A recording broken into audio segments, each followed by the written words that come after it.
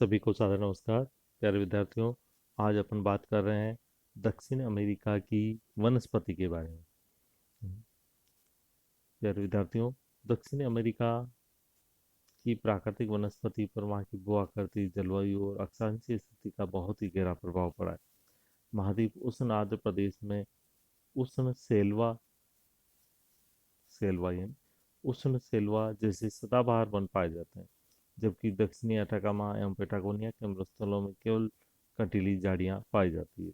और आप सभी जानते हो कि इसका ये जो पार्ट है, इस पार्ट में विषुवत रेखा इस पार्ट में विषुवत रेखा का ये जो पार्ट है, यहाँ रेखा गुजरती है और विषुवत रेखा गुजरती है। इसी कारण ये जो पार्ट है, इस पार्ट में विषुवत रेखीय जो वन पाए जाते हैं। इसकी कुछ ऐसा पार्ट भी है जहाँ पर हमें मरुस्थलीय जलवायु मिलती है, जैसे यहाँ टाटामा का मरुस्थल, सॉरी, और पेटागोनिया का मरुस्थल। यहाँ पर बहुत ही ज़्यादा उष्ण शुष्क कंटीली झाड़ियों जैसी वनस्पति पाई जाती है, अर्थात यहाँ सभी प्रकार की वनस्पति पाई जाती है। यहाँ के वनस्पति को हम मुख्य रूप से चार भागों में विभाजित कर सकते हैं। एक फॉरेस्ट, दूसरा ग्रासलैंड्स जिसमें उष्ण भी है और शीतोष्ण भी है, तीसरा मरुस्थलीय या एवं अर्ध मरुस्थलीय वनस्पति, नेक्स्ट पर्वतीय वनस्पति जिसमें एंडीज पर्वतमाला पर फैली हुई वनस्पति आती है। अब अपन सबसे पहले जो बात कर रहे हैं, तो सबसे पहले बात कर रहे हैं उष्ण आर्द्र वन की। इन वनों का विस्तार Amazon basin, Guyana, Venezuela, Colombia और इक्वाडोर में है। अर्थात ये सेल्वा कहलाते हैं। ये भी अच्छे से हमें याद रखने हैं कि सेल्वा किसे कहते हैं। तो दक्षिण अमेरिका में जो उष्ण आर्द्र वन पाए जाते हैं, इन्हें सेल्वा कहते हैं। इन्हें भूमध्य रेखीय वन भी कहते हैं। ये अत्यधिक सघन कठोर लकड़ी के वन है, जहाँ तथा वृक्षों के साथ अनेक प्रकार की लताएं इत्यादि इनको अत्यधिक सघन बना दिया है। और यहाँ तक कि सूर्य का प्रकाश भी यहाँ नीचे तक नहीं पहुँच पाता है। एंडीज के पूर्वी ढाल पर इन वनों को मोन्टाना कहते हैं। तो दो शब्द इसमें विशेष रूप से हमें ध्यान रखने हैं। एक शब्द अपन ने काम में लिया है सेल्वा।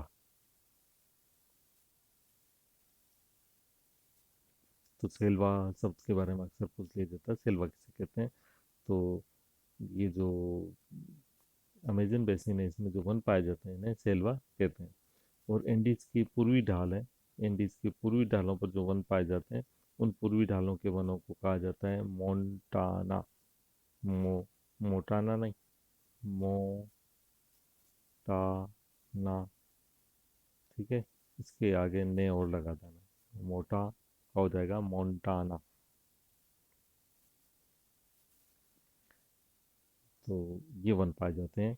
और ये अपन इसमें देखें, अपन यदि मैप में, तो ये जो ग्रीन कलर से दिखा रखा हमारा एरिया, ये ग्रीन कलर वाला पूरा का पूरा एरिया अमेजन बेसिन का एरिया है। इसमें इक्विटोरियल रेन फॉरेस्ट, उष्ण विषुवत रेखीय वर्षा वन मिलते हैं। उपोष्ण वन यानी जो वर्षा वन है, इसके आगे का जो एरिया है जिसमें जो वन पाए जाते हैं, उसे उपोष्ण वन कहा गया है।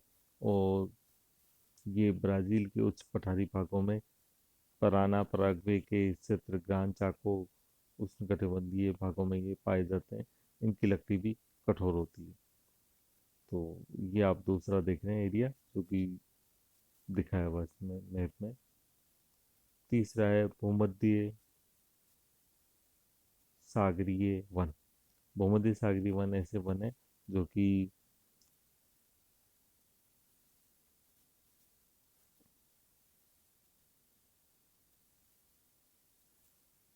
ये भूमध्य सागरीय यानी जहाँ दशाएं भूमध्य सागरीय दशाएं पाई जाती है, वहाँ से जो वन पाए जाते हैं उन्हें भूमध्य सागरीय वनों के अंतर्गत हमने रखा है।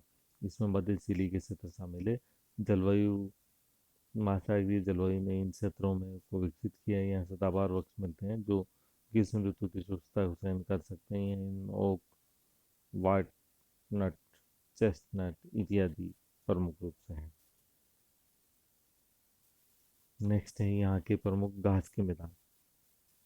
घास के मैदानों को देखें हम, तो यहाँ दोनों ही प्रकार के घास के मैदान पाए जाते हैं। यानी यहाँ पर जो शीतोष्ण कटिबंधीय घास के मैदान है वो भी पाए जाते हैं और उष्ण कटिबंधीय घास के मैदान पाए जाते हैं। शीतोष्ण कटिबंधीय घास के मैदान हमने एशिया में पढ़े थे, और एशिया में जो यूक्रेन वाला एरिया है उसमें ये घास के मैदान पाए जाते थे। इसी तरह उत्तरी अमेरिका में भी अपन शीतोष्ण कटिबंधीय घास के मैदान पढ़े हैं और उन्हें वहाँ हमने प्रेरीज नाम दिया था। इसी तरह दक्षिणी अमेरिका में भी शीतोष्ण कटिबंधीय घास के मैदान पाए जाते हैं। शीतोष्ण कटिबंधीय घास के मैदानों को अर्जेंटीना में मुख्य रूप से इनका फैलाव है और यहाँ इन्हें पंपास कहा जाता है। इंग्लिश में स्पेलिंग है इसकी PAMPS, पंपास। अर्जेंटीना के अतिरिक्त ये उरुग्वे में भी फैले हुए हैं, जो लेकिन मुख्य रूप से जो बड़ा देश है और मुख्य जो फैलाव है वह अर्जेंटीना में है। इस कारण अर्जेंटीना के पंपास के नाम से अभी अपन इसको जानते हैं। लेकिन दक्षिण अमेरिका की एक खास बात यह है कि उष्ण कटिबंधीय शीतोष्ण कटिबंधीय घास के मैदानों के साथ साथ उष्ण कटिबंधीय घास के मैदान भी पाए जाते हैं। उष्ण कटिबंधीय घास के जो मैदान पाए जाते हैं ये शीतोष्ण आर्द्र जो वर्षावन थे इसके उत्तर और दक्षिण में पाए जाते हैं। उत्तर में लानोस कहलाते हैं जो ओरिनिको घाटी और गुयाना में स्थित है।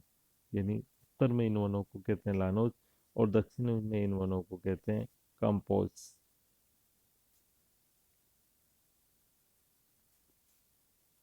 तो दक्षिण अमेरिका में ब्राजील के उस प्रदेश में स्थित है। यहाँ इन वनों को कैंपोज कहा जाता है। इन वनों के बीच बीच में वृक्षों के झुंड भी पाए जाते हैं। यानी केवल कंटिन्यू वन ही नहीं फैले हुए हैं, बीच बीच में वृक्ष फैले हुए हैं और वृक्षों के बड़े बड़े झुंड मिलते हैं। लेकिन जो घास मिलती है उससे तो कटिबंधीय घास की अपेक्षा मोटी होती है और इसकी लंबाई भी अधिक होती है। ये मुलायम भी नहीं होती। लेकिन इसको हाथी घास भी कहा जाता है क्योंकि इसमें हाथी जैसे बड़े बड़े जानवर भी छुप सकते हैं। अपन यदि मैप में देखना चाहें इसको तो ये देख रहे हो आप कि टेम्परेट ग्रासलैंड दिखा रखी है एक तो, और दूसरी दिखा रखी है आपकी ट्रॉपिकल ग्रासलैंड। ट्रॉपिकल ग्रासलैंड है, इसका एरिया काफ़ी कम है और ये केवल जो ये अमेजोन है इसके उत्तर और दक्षिण में पाई जाती है। यहाँ हमें विशेष रूप से जैसे सेल्वा का अपन ने ध्यान रखा, मोन्टाना का ध्यान रखा, इसी तरह यहाँ पे भी ध्यान रखने की बात है कि इसके दो नाम, एक उत्तर में इसको कहते हैं लानोज और दक्षिण में इसे कहते हैं कंपो कंपास। नाम तो आप सुन रखा है। कंपास से शब्द है कंपोस। तो यह है मुख्य रूप से यहाँ पर घासें पाई जाती है और घासों के लिए ये क्षेत्र काफ़ी प्रसिद्ध भी है, वनों के लिए भी प्रसिद्ध है। और अभी आपने कुछ दिनों पहले टीवी में भी इसको काफ़ी सुना होगा क्योंकि ओरिनिको जो बेसिन है इसमें काफ़ी जंगलों में आग लगी थी। इसका ये एरिया काफ़ी प्रसिद्ध था। उत्तरी चिली और पेरू के तटीय क्षेत्रों में मरुस्थलीय वनस्पति का विस्तार है जिससे कंटीली झाड़ियाँ और छोटे वृक्ष है। इसमें उत्तरी चिली और पेरू का एरिया आता है। ये इसके साथ साथ ही पंपा व एंडीज के मध्य पंपा और एंडीज के मध्य शुष्क मैदान में वर्षा की कमी के कारण अर्ध शुष्क वनस्पति का विस्तार। पेटागोनिया के मरुस्थल में भी झाड़ियाँ और शुष्क घास का विस्तार है। यानी ऐसे कुछ क्षेत्र भी है जहाँ हमें जो वनस्पति मिलेगी वो वनस्पति शुष्क वनस्पति मिलेगी। जैसे कि आप ये येलो कलर से एरिया नज़र आ रहा है, ये सारा का सारा एरिया ये दक्षिण में तो इधर अर्जेंटीना में फैला हुआ है, जिसे हम कहते हैं पेटागोनिया का पठार और पेटागोनिया का वनस्पति। और ये अर्धशुष्क वनस्पति कटीली झाड़ियाँ मिलती है। नेक्स्ट ये आटाकामा का मरुस्थल मिलता है। इस आटाकामा के मरुस्थल वाले एरिया में भी कटीली और शुष्क झाड़ियाँ मिलती है। तो अर्जेंटीना की वनस्पति को देखें हम तो वनस्पति में अत्यधिक विविधता पाई जाती है, काफ़ी अलग अलग वैरायटी पाई जाती है।